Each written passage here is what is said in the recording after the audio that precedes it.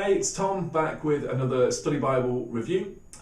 Today we are reviewing the New Living Translation Study Bible, and there's been one out for the New Living Translation for a number of years, but this is a new updated one. Similar to the NIV Zondervan Study Bible, this is a completely separate one than the previous one. I'm not really sure that made much sense at all, but hopefully it will. Here it is. I've been using this on and off for the last month or so, and I mean, firstly to say, it is a really good looking Bible. I really like the simplicity. You can see there, it tells you exactly what it's going to do. Nothing fancy there. On the spine as well. This is in terms of the hefty test, I think you could take this to church and it not be too ridiculous. Some of these study Bibles are like gigantic and massive and really colourful, and you just feel a bit silly going to church with it. This, I think you could. I really like the look there. In fact, that was the first thing that drew me to it. What I will say is it's not holding up massively well. This cloth over board style, which I'm a big fan of, on this specific model is starting to get a bit beat up. If you look here, there is already like a fairly decent scuff mark. It looks like a cigarette burn, but it's not, I promise. And on here, on the writing, is already really coming off. I mean, I say I've had this for a month. I think give this 2 more months and there probably won't be much writing left at all. It is kind of indented into the cover, and so you should still be able to see that it's the NLT Study Bible, but that's not great. And on the front, it's getting a bit scuffed and it seems to pick up dirt very happily. So that's not great, but I really like the look. So let's have a look inside, and I think it'd be right to say that in my circles, Christian circles, whatever they are, people can be fairly dismissive of the New Living Translation. I think because it falls on the spectrum more towards thought for thought instead of word for word, and I think those categories aren't helpful, but I struggle to find a different way of putting it really. You've got, I guess, the difference between choosing a translation that really goes for the words and a translation that really goes for the meaning, a translation that goes for smoothness of reading compared to nuance, and getting those fine kind of details. And so, as I would always recommend, it's worth having a couple of translations. And I think if you are looking at that thought for thought kind of category of Bibles, the New Living is one of the best in that. In fact, over the years, it's been updated a number of times, and the latest version, and let's see which one they're using here. So this is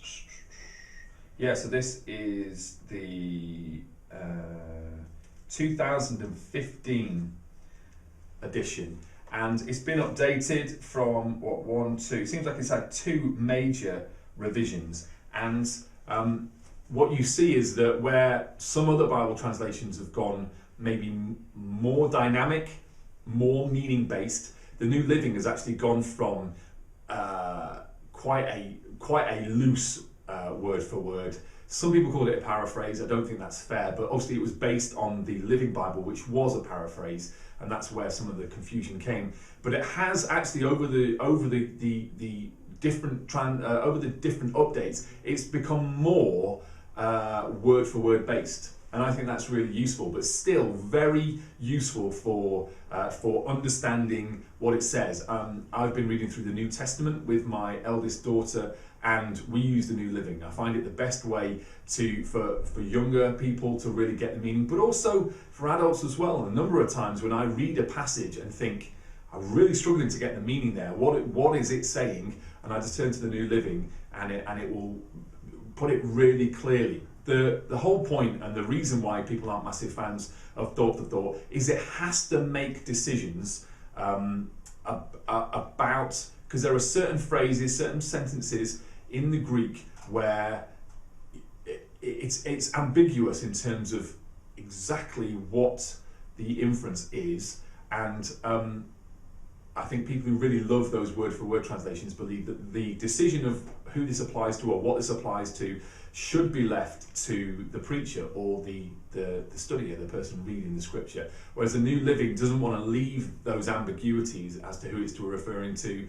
and actually just says, you know what, we believe, looking at the context, this is what it's talking about, and so it sorts that out. But obviously, there might be points where you would disagree with it. I think it's becoming more and more popular. Chuck Swindoll of Insight for Living, which is an amazing radio program, an incredibly gifted Bible teacher over many, many years. He recently changed to using the New Living Translation as his main translation, and he is a very faithful expositor of the Word.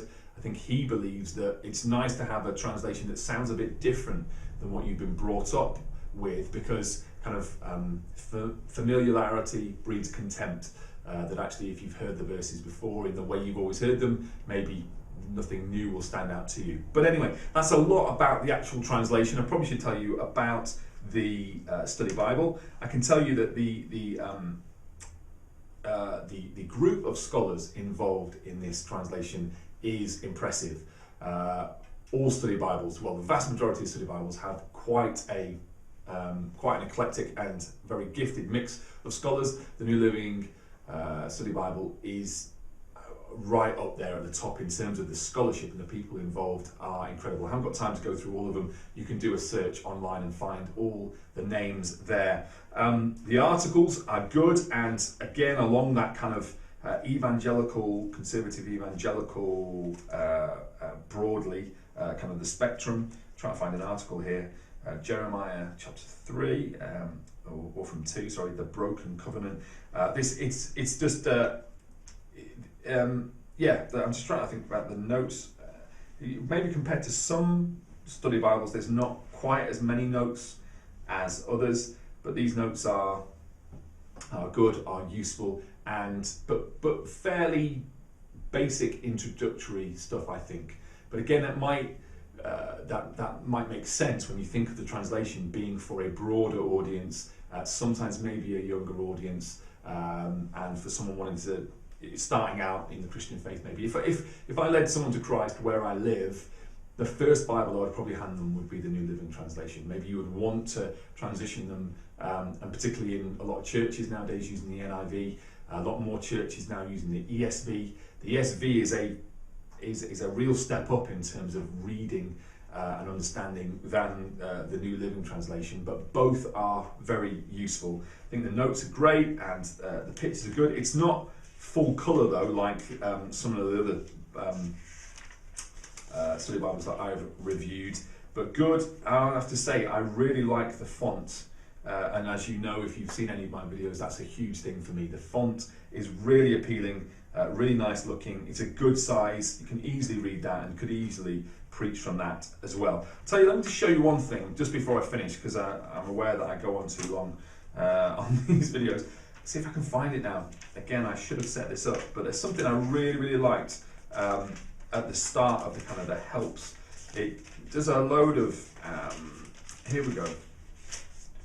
So it has a whole set of Hebrew and Greek word studies, which I love. I think that's massively useful and always to be recommended. But it starts in their study Bible with a couple of things to be wary of in terms of using Greek and Hebrew. You might have heard the phrase before, a little bit of Greek is very dangerous. And I think that is absolutely true. And I'm on that level where I love to know what the Greek words are, but I've never learnt Greek. I can't speak Greek, I can't read Greek. So a little bit of Greek can be quite dangerous for me. But check these things out, what it says in terms of using the Greek and Greek and Hebrew word studies. It says this: don't assume a word means more than it does.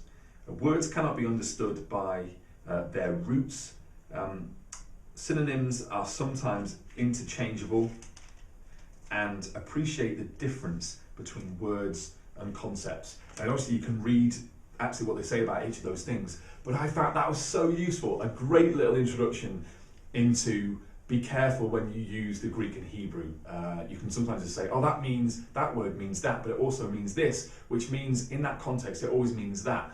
And I think they're just saying, be very wary, be aware that translators who have studied the scriptures, who know the ancient languages, have used a word in English specifically. They haven't just come up with it. So don't presume that you know more than the translators of a Bible translation. So that is the New Living Translation Study Bible. My overall thoughts: I love the look. It's not holding up massively well. I like the font. I like the notes, and I'd recommend it as a Bible for people starting out or younger people, or if you just want something slightly different than the usual translation you use, unless you already use the New Living Translation. In that case, you probably already have this Bible. If you don't have this Bible and you would like this Bible, just look at the description below and you'll find out how you can win this Bible. That's all from me. I'll be back and I'll see you in the next video.